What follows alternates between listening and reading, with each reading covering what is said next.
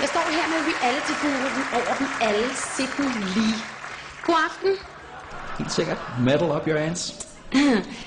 Sydney, du har medvirket i en pornofilm, som for nylig er blevet genudgivet. Hvordan har du det med det? Jamen altså, det er helt cool altså. Jeg har ikke noget problem med, at folk ser min son of a bitch. Nej, vil det så sige, at du måske kunne finde på at lave mere porno? Det ved jeg ikke helt sikkert, det tror jeg nok altså. Men ikke lige med dig, fordi du er hverken mørk eller gulerodsfarvet ligesom mig, så du er et no-go. Okay, så... Altså det du mener er, at hvis jeg nu var gulerodsfarvet, så ville du gerne lave porno med mig? Ja, så vil jeg med glæde nuke din son of a bitch. Okay.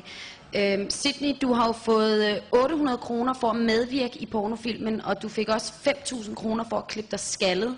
Vil det så sige, at du er typen, som gør alt for penge? Pretty much. Vil du være, Sydney, kunne du tænke dig at flytte til Polen for at lade os sige, den her plovmand? Fuck it, mand. Jeg gør det. Ses. Det